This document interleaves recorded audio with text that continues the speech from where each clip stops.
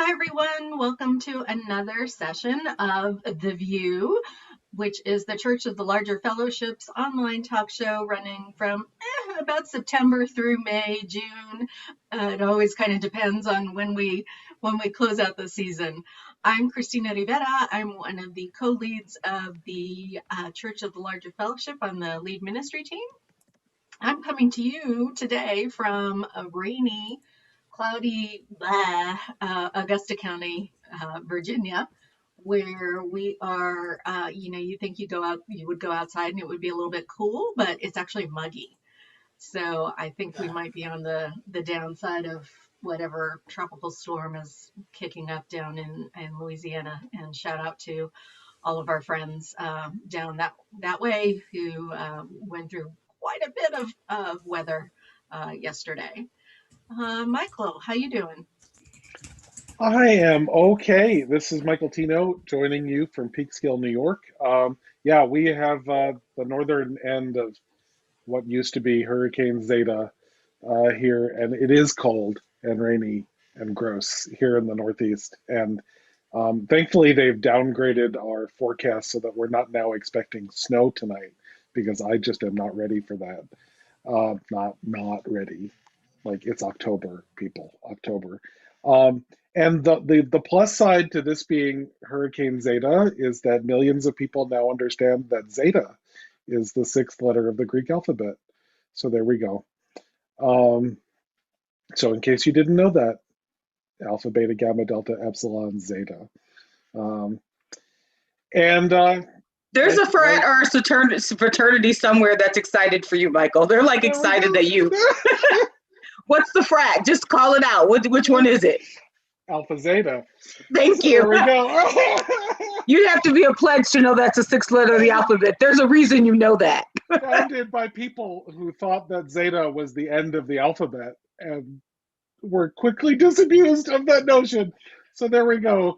Aisha Hauser, how are you out there on the West Coast? I want to mention that the Canadians are really excited right now, like that we're calling Z Zeta. So let's We actually call it Zed. Actually, yeah, Zed is what the Canadian, because Zeta is not the. Anyway, I didn't know that because I went to start I'm Aisha Hauser. I'm in Seattle. It's great. I was gonna start a sorority, but I didn't want to be told what to do, so I was like, no, thank you. So it was, yeah, that's me with my. So I never learned any of the Greek alphabet letters. It's great here. It's I don't know. It's yeah. So this is what the show's about today. My deep sigh and the upcoming I feel like I'm walking around in existential dread. And I'm very privileged. I have a home, food, shelter, and so a lot to be grateful for. I am also part of the lead ministry team, and I'm gonna send it to Lori, who's doing tech today. Hi, everybody. I'm coming to you from Phoenix, Arizona in the desert. We finally have a break on the weather here. It is been only getting up to around 70 degrees high here in Phoenix. So I've actually been bundled up in my blankies lately and had to break out my wool socks in October, which I found very odd. Really enjoying this month of huge transition and the thinning of the veil, and it's brought so much transformation and reflection time into my life this month in particular, and I am acutely aware of that we stand on the precipice of another huge turning point in all of our lives now that we enter November. Quiana, I'll pass it to you. Thank you. So my name's Quiana. My pronouns are she and her. I'll go change that in the name thing in a second. I apologize. I am calling from Michigan, but as Don lovingly reminded me, I'm a Great Lakes gal. Finally got a sticker to say Great Lakes woman, and that feels really cool. I'm from Minnesota. I've lived in Illinois, and now I'm in Michigan. So I always live in a place that touches the Great Lake. And I am feeling like I am trying to combat our layers right now, which are like COVID, systemic oppression, and seasonal depression and regular depression. So I got out for a walk this morning and I have a light and I plan to use that today. I'm just trying to fortify myself in all the ways possible so that when November 5th comes and it's maybe not the world I want, I am ready and have some tools in my tool basket to address it. So I feel the existential dread and I feel like the preparation part of me they're coming together. So that's where I am. I'm going to kick it to Dawn.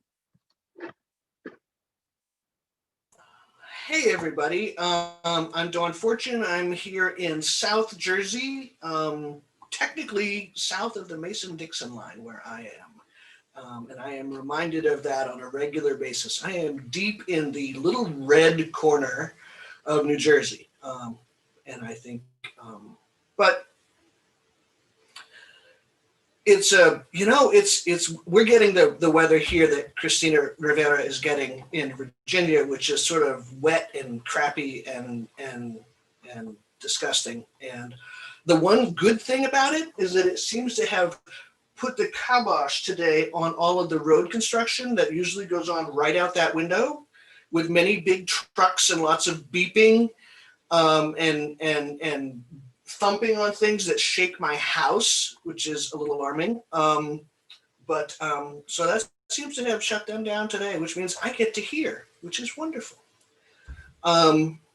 Yeah, and we're coming up on, we're at 5 days. 5. I haven't updated my Facebook yet today, but 5 days, and the voting will be over. And then another 15 days after that, and the voting might be counted. And so we're gearing up here to sort of figure out, like Quiana said, what is our spiritual plan B? What have we got for a parachute in this thing? And this is the ultimate in liminal periods right now.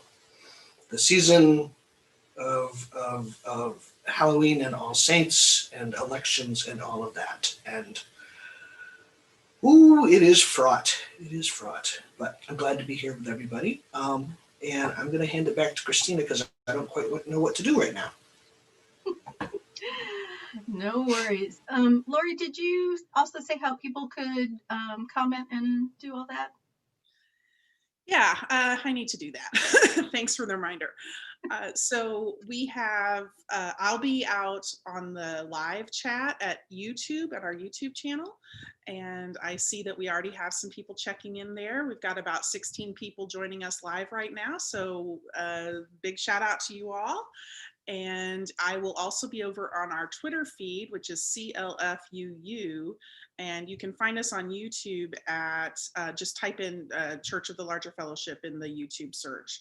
And I'm seeing George Squires and Charlotte Lehman and Shige Sakurai have already joined us. So thank you all so much for checking in and commenting.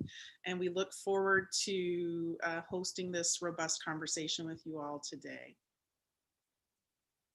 Thank you.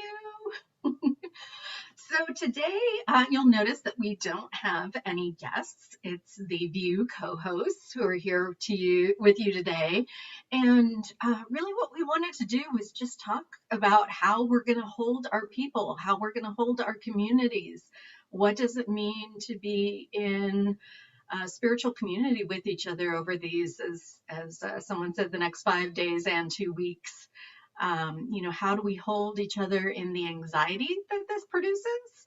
And how do we, be there and show up for each other during this time? So that's what we're going to talk about. We thought we'd do, we always want to open it up for a quick UU roundup.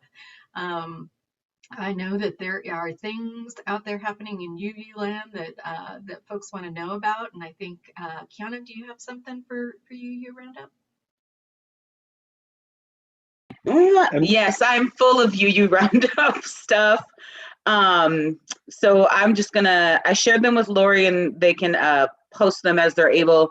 The first one I want to make sure folks know about is the Clearing. It is a GLBT space that's happening. That I know who's holding it, but I don't know what organization they're representing and holding that space. So it's all there in the link. I'm not going to get too detailed. And there's more, and there's more. So on Sunday, well, actually 2 weeks ago, Reverend Michael Slack of Blue Black Lives Unitarian Universalists and I held this very unique conversation about having hard conversations with our kids. It was on a Friday night, which is great, but we're going to do an encore of that conversation on Sunday at 4:00 Eastern because because it was such a beautiful conversation, but also I want folks to be ready for Tuesday. I want folks to have the tools that they need in their toolkit on Tuesday, particularly if you're parenting a Black-bodied child, to be able to talk to them and have conversations that are hard but needed, and that can't be brushed away with I don't see color. And can't be brushed away with, but Obama was the president. So all of those things, like, how do we tap into the realities that our kids are experiencing, those same levels we're experiencing? That anyway, come to the conversation. Me and Michael don't play when it comes to talking. So, and then 2 more things. Blue is also doing a Black Sacred Space on Election Day. It's called We Got Us. And it really is, it's very apolitical. It is really a holding space. When we will be offering pastoral care and pastoral support, but we'll be talking, we'll be in community, we'll be music, we'll be laughing. You get to bring your whole self and leave your whole self. So if you are a Black Unitarian Universalist, or you are a Black Unitarian Universalist adjacent or attached or close, or you're down with our 7 principles, we're here for you. And then we also have service next Thursday. So if you're a Black Unitarian, you should just find me. We should become friends and work it all out. There you go. In summary. Yeah, that is so real. Thank you so much for that, Quiana. That info is really important. And, I've been reflecting a lot on, where we are this year versus where we are 4 years ago. And it does, it feels very like kind of coming around to the same place in a lot of ways, and that's scary. I'll just name that. It feels scary. So, other UU roundup. Anybody? Yeah, I wanted to make sure that everybody out there knew that People's Hub, which is the amazing liberatory educational network that Alandria Williams was the executive director of, is having a special service gathering to honor Alandria's ministry and work on Monday at 4 p.m. Eastern. And Lori can put the link to that in our chat as well. But if E's ministry touched you, inspired you, taught you, it's a lovely way to connect the circle of Alandria's life, because it's interesting meeting people who know Alandria as a justice activist and organizer, who didn't even realize that Alandria was a Unitarian Universalist leader. So I feel like this circle needs to be connected in meaningful ways. And so you are invited if Alandria's ministry and life was important to you, to that service. And also, how many UUs realized what a badass she was? They were all around the world. Like, there were people across the globe offering tributes, which I knew nationally E was, well known. I didn't realize quite how internationally they were known and respected and revered. So thank you for that. Go ahead. Did you have something? I was going to say last week was Loretta Falcon. Last week was... And so everybody I know posted selfies with you on their computer. So can I just tell you how much that touched my heart? So Chris and I not only serve as 2/3 of the lead ministry team, we're also on the Loretta board together. So I'm president, Chris is secretary. And one of the things I said in my opening statement that I was sad about is I wasn't going to get to I usually run around having selfies with everybody. Same thing at General Assembly. And so it was Tim Atkins, have to give a shout out to Tim, that started with a selfie with me on Zoom. Super, just so heartwarming and sweet. So a lot of people started doing it and then tagging Aisha Loretta selfie, which was super sweet and a way to kind of just make it work, right? It was like, it fed the extrovert in me who likes attention. So Lori, if you would post the link that I just shared with you, I have to give a shout out to Jolanda Welter, who she is in New Orleans, led our tech, was the director of all our tech. So we have our recordings all online, and we had the Commission on Institutional Change. We had programming. Yeah, we had a lot of program that was rich. The worships, Reverend Jude Geiger coordinated the worships. And I have to give a shout out to Elmer Van Duzen and Catherine Childs, who coordinated all of Fall Conference. Our largest ever, over 300 people, 301 to be exact, registered, which was by far the largest Laredo Fall Conference we have ever had, which to me was information that we can't ever go back to, and we would not have gotten 300 people in person. There's no doubt in my mind about that, because many people said this was simply more accessible in terms of cost, and not just cost of the registration, but cost of not having to travel anywhere. So it was I thought it was extraordinary. I really loved it. I was exhausted by the end. And Chris, I'd love to know and Laredo, what I love about the Liberal Religious Educators Association, which is Laredo, is we move into the messiness when, people say things or we hear something, we course correct in real time. We had a community relations team along with chaplains that I think worked really, really well, and is an example of what I would say is collaborative leadership on many, many levels. We had I wish I knew the exact number. We had so many volunteers, like, I don't know, 50. Chris, maybe you could guess a number, but it was a lot of people that made it work. And it was the Commission on Institutional Change. They did Leslie Takahashi, Elias Ortega, and Natalie Fenimore led the discussions, and they were extraordinary as well. So Chris, I'll see, I'll throw it to you because you were there too. And Quiana was there. Yeah. I don't know if anybody else, I don't know, Dawn, if you're there, but Quiana was there as well. Yeah, it was amazing. It really was. And it showed us, kind of like GA showed us, the really great things that you can do virtually, and also that virtual can't take the place of the in-person connections. And so we have to figure out ways to do both, and we have to figure out ways to honor the individual. Like, so if you're having an in-person conference next year, which, oh God, we do, maybe some parts of that conference just need to be completely virtual, like nobody in a ballroom at all, everybody on Zoom, to really kind of gather that virtual space. But then some parts maybe can be, a combination of the two. And we're already looking at, what resources do we need to be able to shift to make that happen? Because it's so clearly an accessibility issue, and it's really interesting when accessibility hits quote unquote able-bodied people, how they find a way to make the shift when we need to. As opposed to when we should be doing it just because it's the thing that we should be doing as Unitarian Universalists and as people. So I think that's a big learning for us, just in terms of, what are we really able to do? And what are we really able to do when we need to be able to show up for our fellow human being? And that's, that goes all the way through to, being able to use people's correct pronouns, to being able to say, yeah, I've got anti-Blackness in me, and here's how it shows up, and here's how I'm trying to work on it. Like, these are the things that we can do if we really see the need, where you somehow all of a sudden be able to do it. So, this idea that things are too hard to really work on. Is it really?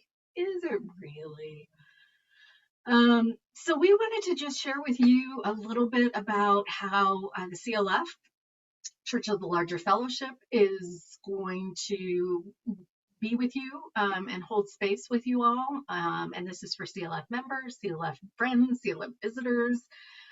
anybody, who needs it. So one of the ways that we plan to be with you all in this coming week is the CLF has a Spotify channel. Yay! And Lori's going to pop that into the information, and we're going to launch it on our Facebook group. We have already 3 playlists.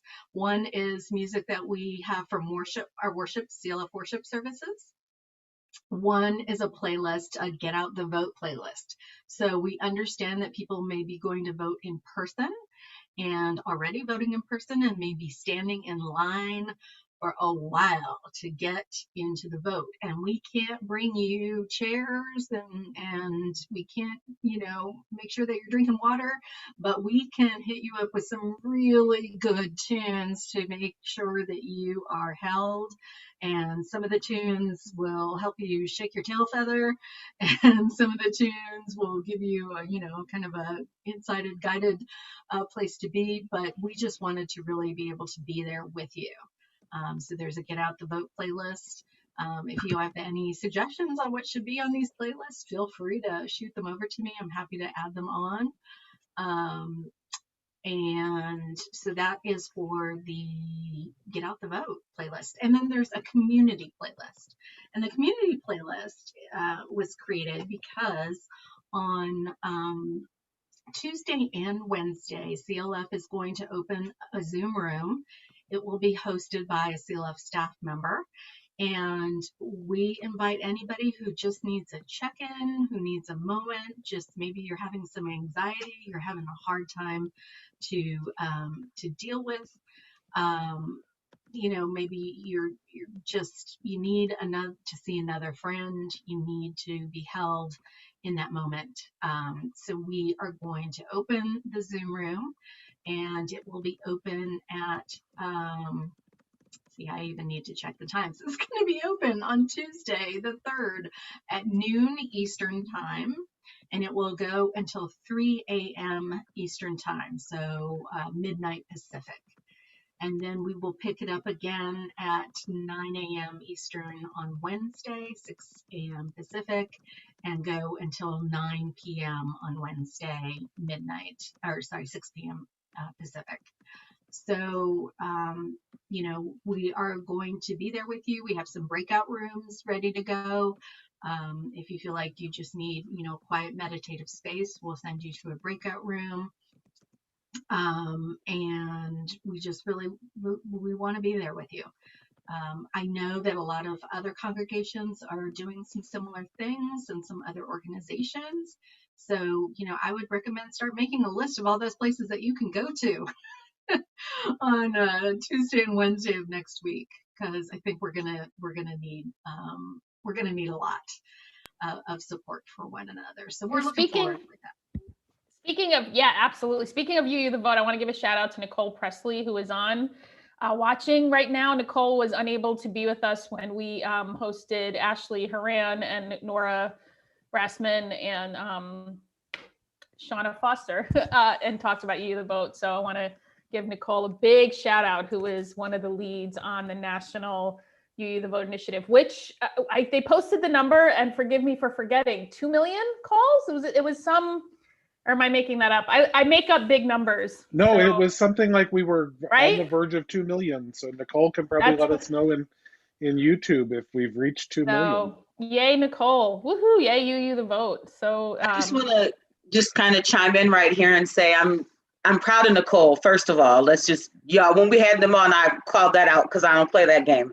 But I'm just so proud of the work. Like when I see things pop up and I realize, oh, that's you or something's going on, I'm like, But I think that we have this opportunity to, I'm going to say the P word, y'all, proselytize. We are putting our money, we are putting our time, we are putting our energy in what we collectively believe, which is engaged civic engagement. Not just voting, because as we talked about in that episode, it is a season. The season is not over. There's growing seasons and harvesting seasons and resting seasons, because November 3rd is a day. It is not the election. It is the last day to turn in your ballot. So we have to continuously reconstruct how we're seeing this event happen. And then we can, I think, be more expansive in how we experience it, right?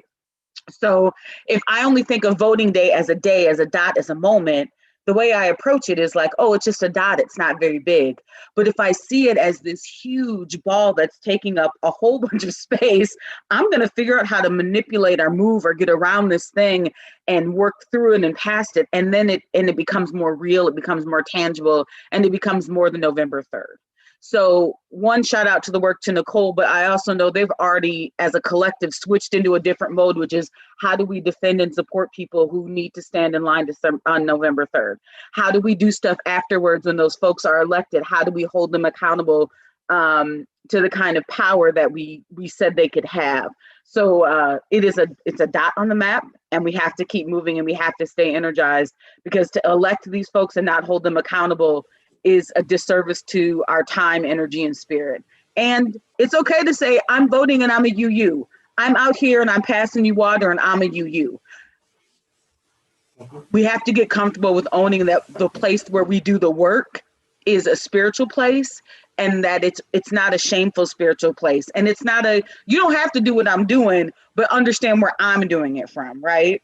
You don't have to know why I cook black-eyed peas and greens on January 1st for good luck. You don't have to understand my juju and my magic, but know that it exists. And to say it doesn't exist is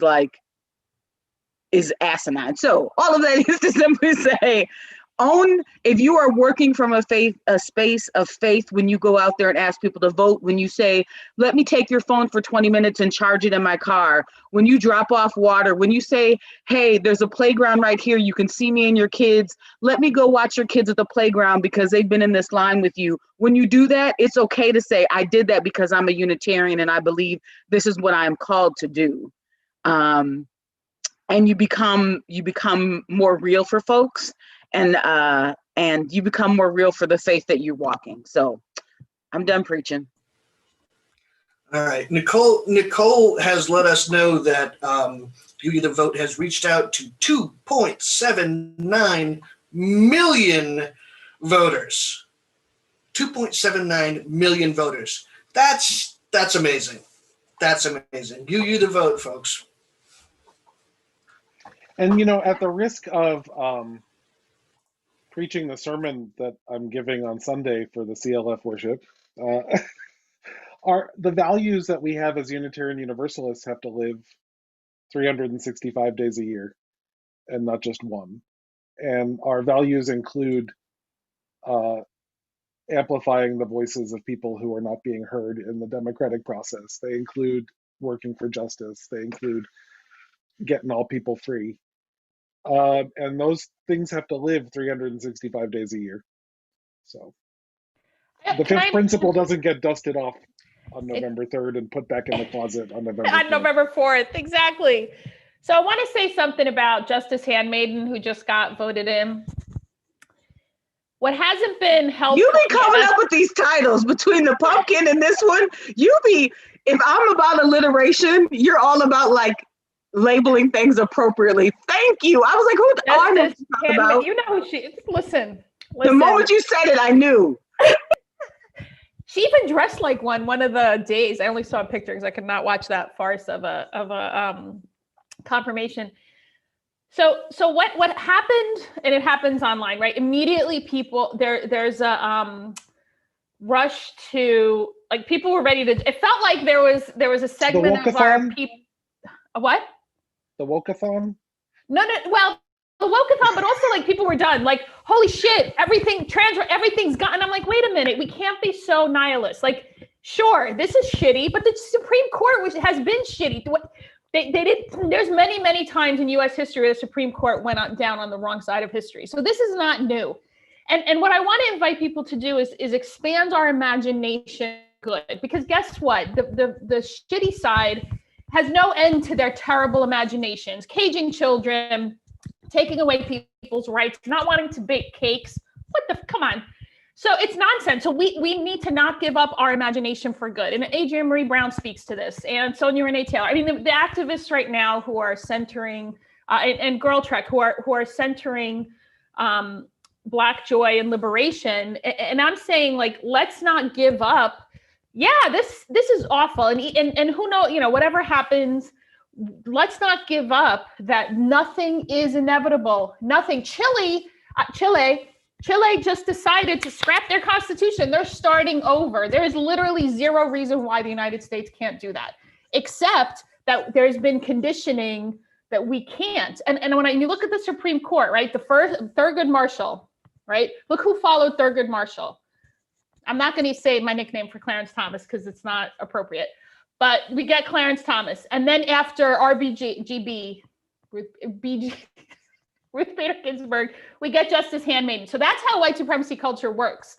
It's like, okay, we'll put the color or the gender that supposedly people say they want, but they're going to double down on the oppression and make sure that they maintain white supremacy culture.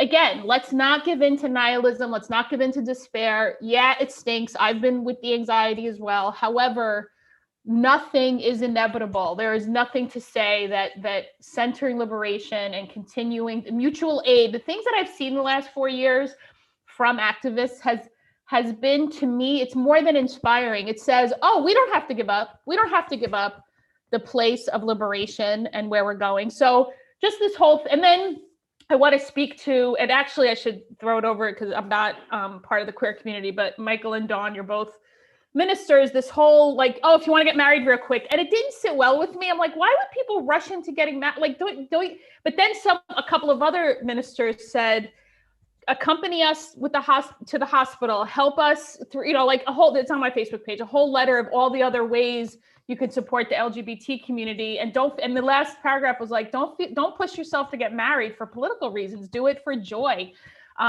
So anyway, that's my spiel. I one of the things that you said is something that when you talked about perspective and how the Supreme Court has been shitty before.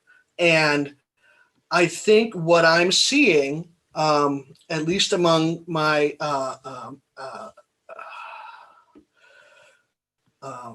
melanin impaired family, is that we don't have the muscle memory for how to lose battles. And we just don't know what to do with this. We're like, wait a minute, we always get our way. We march on something and they behave, and we do the thing and they behave. And we don't know what to do when that doesn't happen.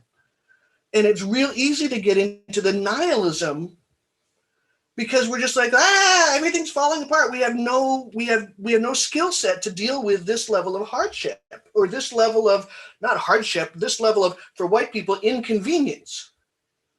Let's say that truth, okay? For this level of inconvenience, we white queer people, right, are still very used to having all of that white privilege. And the suburban soccer moms with their minivans and their Melissa Etheridge fan club shirts, which I wish I had, but I can't afford it. But you know what I'm talking about. That is the I'm remembering I don't remember. The March on Washington, 92, was it? What I called the assimilationist march. That we are not drag queens. We are not those scary leather folks. We are assimilationists. And the people who started the queer liberation movement, who were the most marginalized, the trans folks, the trans people of color, the sex workers, the people who had so little to lose, who put it all on the line so that, this generation could be, suburban soccer moms, who are on the PTA and accustomed to a level of privilege in their queer lives, and run for city council and run for whatever else. We forget that we didn't earn all of this. And when this stuff happens, we simply don't have the coping skills for not winning all the time. We just like, what the hell do we do? We don't know, like, you know, it's like if the Yankees lost every year, they wouldn't know what to do with it. I think the start, Don, is to listen to Black women and people who have been consistently marginalized. That's Right? the answer. And I say Right? that vainly and I'm right. Like, Black women have been carrying the weight of their communities and families and loss since we got on a boat and crossed the ocean. So if you think that we don't know what this experience is like in the absolute root of our marrow, you are mistaken, right? So we know what loss is. We have literally, I have in my marrow giving childbirth in the morning and so selling my babies in the afternoon. So if you think I can't get over an election, you've lost your damn mind. So if you're going to come to brown and Black folks and say, damn, Wednesday, this is crappy, this doesn't feel good, know what we carry in our marrow. Know that we are going to be empathetic, but guess what? Our babies still got to eat. I still got to handle my business. My mortgage does not care that I am a fat, Black, queer woman. It does not care. It is still due November 1st. It does not care who's president. I don't have the luxury of leaning around in a Melissa Etheridge vintage shirt that I've managed to keep decent for 30 years, because you didn't age yourself, Don, and I didn't age myself with you. But so do you know what I'm saying? So, like, if you are going to pout and be pissed, don't look at Black women. I done said this before and I'll say it again. I'm not the 52%. Do not call my house. Don't knock on my door. I know where I'm supposed to be. I know where I'm supposed to been. I done filled out every box. I done checked everything. Go find some white folks who have not done their part. Go find some folks who are disengaged in the process because it's too inconvenient. I will not be waiting. Yes. Go find those people. Go talk to them. And if you're going to approach a Black woman and say, what can we do? And she gives you a litany of what you can do. And you say, but that's too hard. You didn't really want to hear from a Black woman. What you wanted to hear is my pain is hard. And so decide what you want before you ask the question, because your feelings might get hurt because you done asked the wrong question. See what I'm saying? Or the right question. You asked the right question at the right time. You might, as we like to say in Black community, come find out. Come find out. Come find out if it's the right question. Yep. There's another way we say it, but I can't use all them words right now. But I'm telling you, come find out. Come find out if you know the question.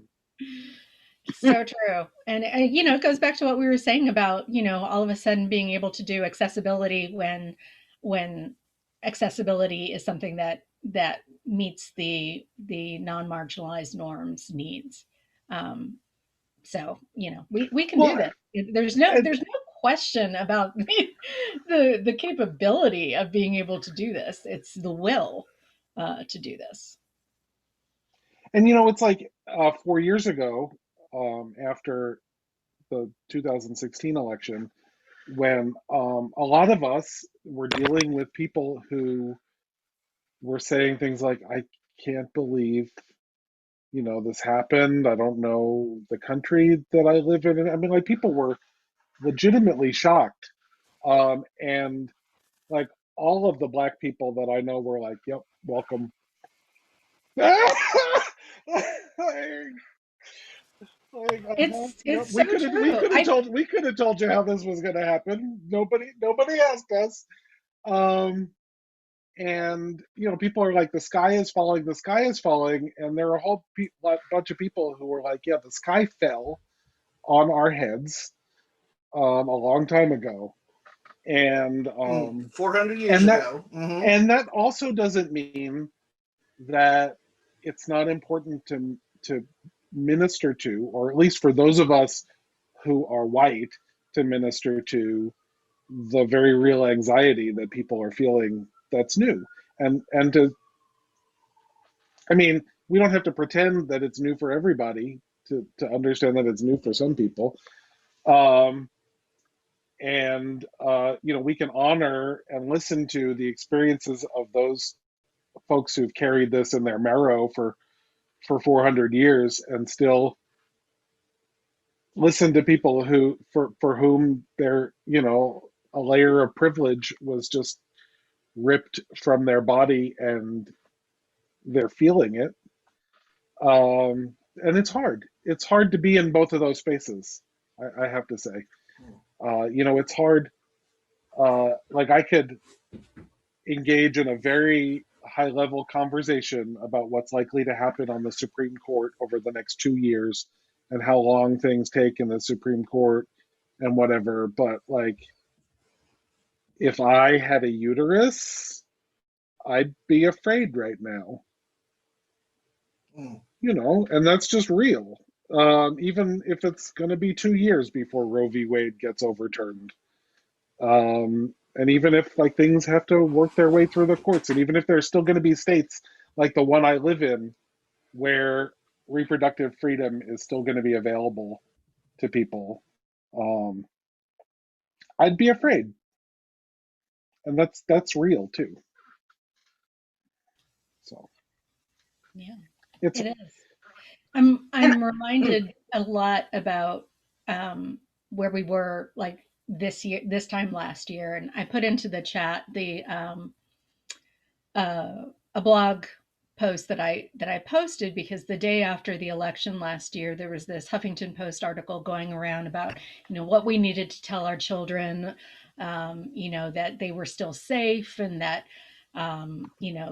we were honoring democracy and not everybody believes what Trump believes. And that may have been true if you were white.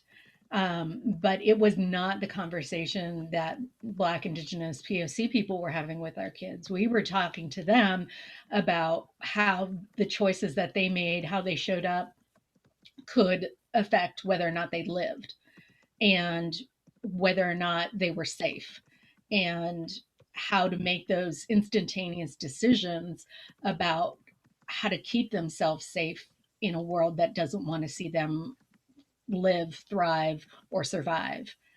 And so I think it's important that folks understand that there is different ways that our different marginalized communities are experiencing this. And so to make sure that in all of your, freaking outedness, we're still recognizing that different marginalized groups are experiencing this different ways. And what may be an outrage and shock to you is actually about somebody else's life, and how they will or will not be able to survive. And so I think, as we hold each other as Unitarian Universalists during this time, it's really important that we also understand that we do not all have the same lived experience. So, check yourself for the privilege that you have, before you, dive into a conversation where you're freaking out. Well, and women had their uteruses removed in the Georgia detention center through the shit that ICE has been doing. So it is true that reproductive rights have been under attack. And I also want to lift up this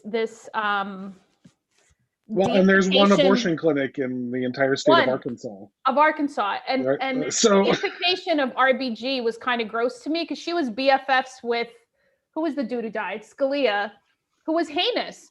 And so there's a level of elitism that, so I'd love to think she gave a shit about everybody, but when you're BFFs with somebody who wanted to take away so many rights of so many people, and that wasn't a barrier, and there were pictures of them on a camel and wherever the heck they went, but there's a cognitive dissonance of who folks choose to deify and make saints out of, and then how they live their lives, and how it was perfectly okay to be. And then there's even a picture going around now of Obama and what's her name, Nancy Reagan. Oh, I missed this. I'm like, you missed what exactly? Reagan was awful. And then somebody's like, don't tell me how bad Reagan was. I'm like, but what message are we sending? Like, I'm not saying you need to beat people. I mean, we need to beat some people up, but in general, it's about like this cognitive dissonance of what it really comes down to is respectability politics. There's still that push, even among RUU folks, to have this respectability politics. To what end? There are people who are having their uteruses taken out, babies who will never see their parents because they were simply from Guatemala or Honduras or Mexico, wherever, because just by virtue of where they were born, they will never see their parents again because this country took them away, put them in a cage, and gave them to white people. This is happening. So I'm not sure what cognitive dissonance. We have to have a picture of Obama and Nancy Reagan, which frankly made me want to puke. Mind you, UUs are doing this. Like, oh, let's go back to being BFFs. With who and to what end? Yes, that deep breath. It's 12:45. Has everybody taken their deep breath today? It's 12:45 Eastern, I should say. And I want to acknowledge we are going through different things in different ways. So like when they confirmed Amy, as I just like to call her, I wasn't worried about my queerness. My uterus got really scared and my skin got really scared, right? Like my gayness was like, we'll deal with that later. So like, just know that for both those of us who live in intersections, different things are happening, right? If you don't already respect Black and brown bodies, you definitely don't respect Black and brown babies. So my uterus got real tight. Like, and the first thing I said was, I feel like I can feel myself driving people to medical access and resources. That is what I know that's going to have to be my next ministry. Not that I don't already have 20, but like, not only do I feel things, but like, what's then my role?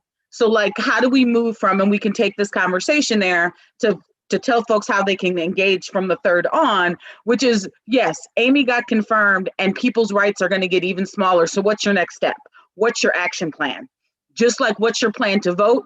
What's your plan to support folks who have to stand in line to vote? I have some shame around this just because of our culture, but I'm voting in person.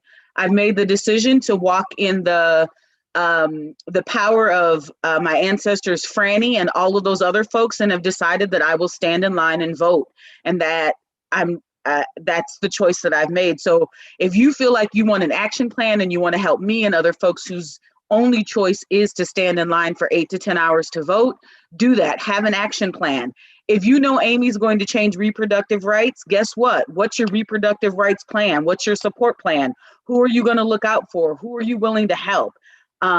Get really clear about that and real quick, because it's coming. It's coming. There's going to be a change to reproductive rights access, and you are going to feel that in the people you love who have had to access reproductive health. We're talking even just being able to go to a clinic and say, I might have an STI. So we're not even talking about abortions, if that's your scary A word. We're talking having access to STI, having access to information to understand your own body, to understand, why do I have this lump here? Why does something hurt? We're not talking about access to abortion. We're talking access to information.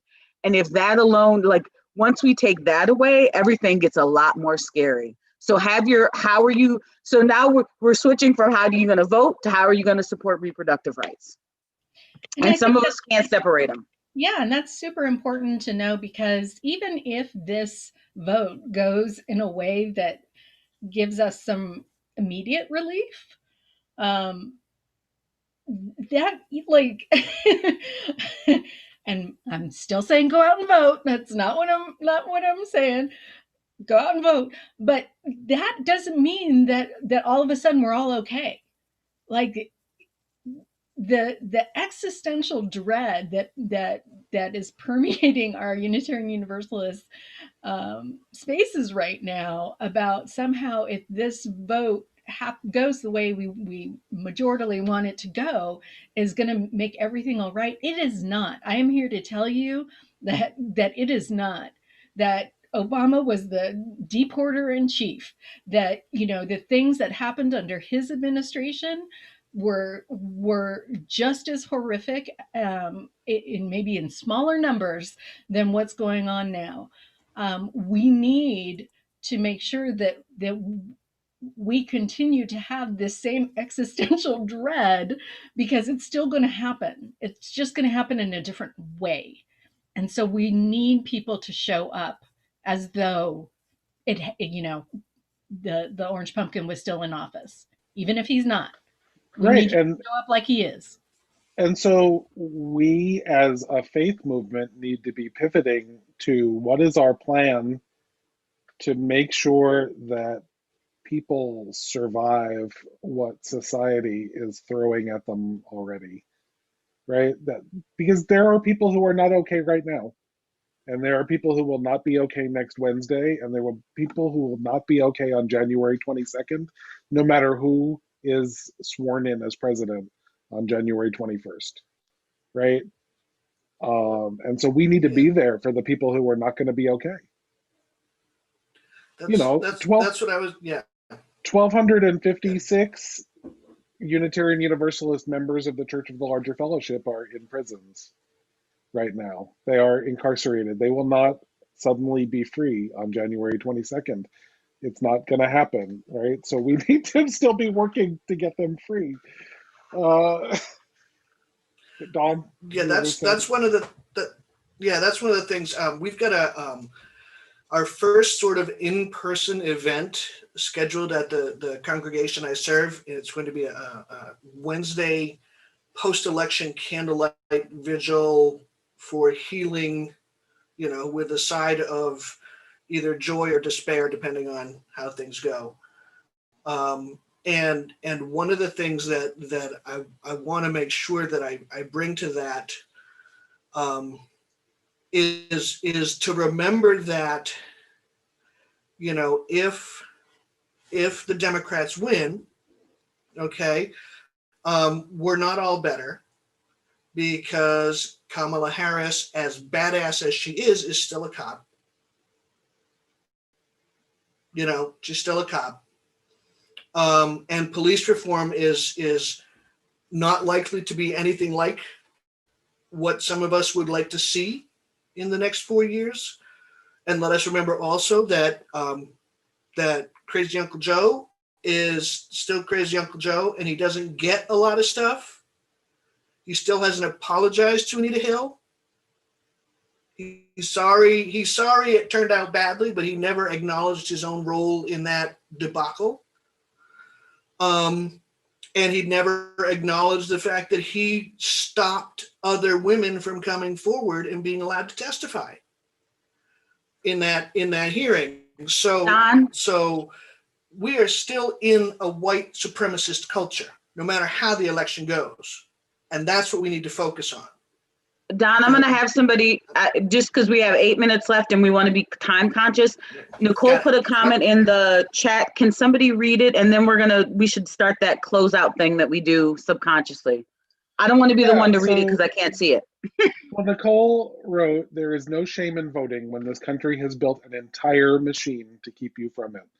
So, Quiana, you vote however it is that you feel called to vote, and may your vote be counted, because this country has built an entire machine to disenfranchise people who look like you, and I'm aware that that exists. So may your vote be counted however it is that you get yourself to cast it. Thank you. Amen. Before we really ramp into the closing out portion of this thing, I want to mention that one of the things that I've been working on recently is providing some support for the first ever Beloved Conversations virtual program that is being put on by the FAWS Collaborative for Innovation in Religious Education, I think is the whole name of it. And so I want to just mention that one of the benefits of the pandemic, in a weird way, and all of us having to go virtual for this time, one of the unintended benefits of this is that we are able, for the first time, to offer massive religious, spiritual education around anti-oppression, anti-racism, and how to confront white supremacy culture in ourselves and in our communities through broad-based caucusing in the Beloved Conversations virtual program.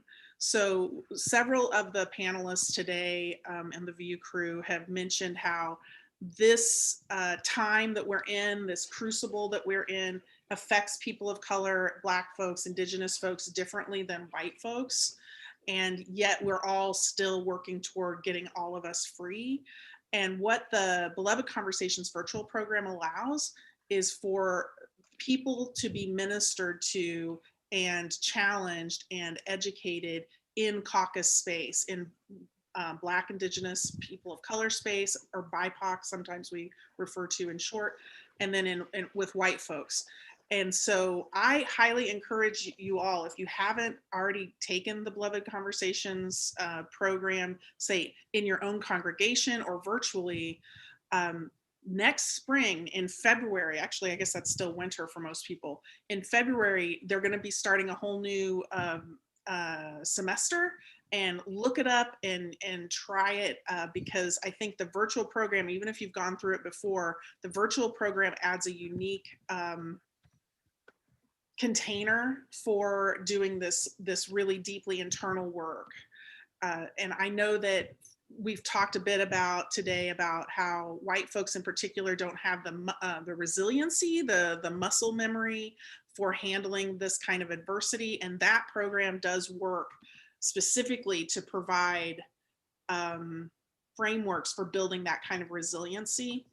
And also, while at the same exact time caring for BIPOC folks who are who do have the epigenetic experience of oppression in their marrow.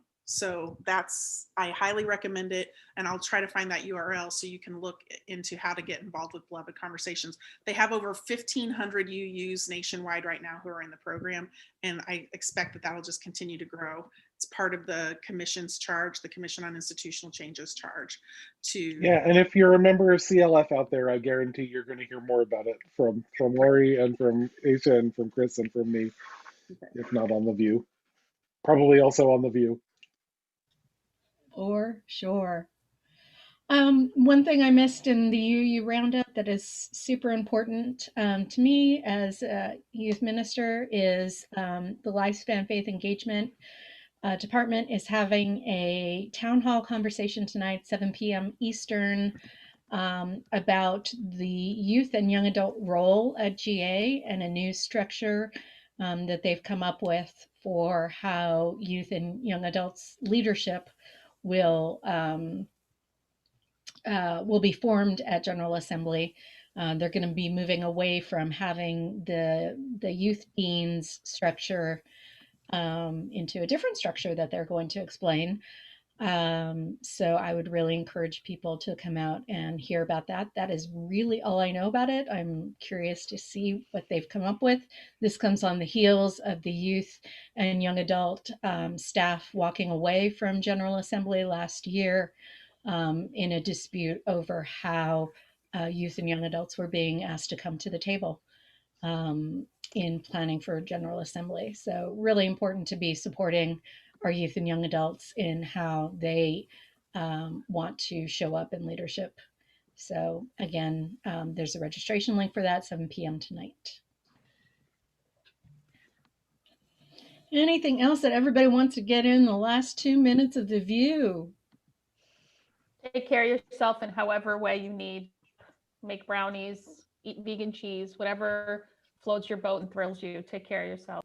And if you feel the need to do reparations or help out a Black person, find a Black trans person with a disability, give them some money. Find an organization that serves Black trans folks, give them money. Find a Black woman, buy her lunch. Or work with the organizations that are already a part of your community who are doing this work. There is a way to get engaged at the level at which you feel most comfortable and the way that you feel most moved. So just know that there's a way for you to use your energy for good. Just ask and someone will guide you.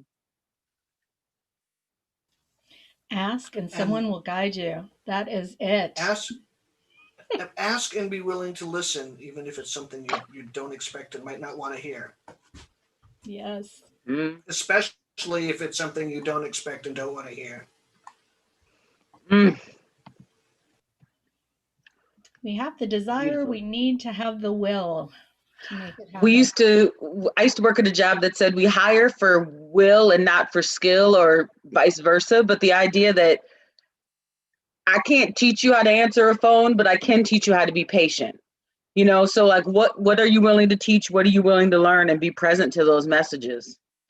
So I'm excited not excited. I am ready. I'm spiritually fortified. I have my community. I have my people. I have no questions about how I will be caring for myself or the people who I love the next week. And I hope that we all find that peace and a path and a way to move forward through whatever comes. Absolutely. We invite you to join us for worship this Sunday and in our Zoom rooms next week. And check out the Spotify playlist. We're going to be there with you, holding each other. Bye, y'all. Bye, y'all.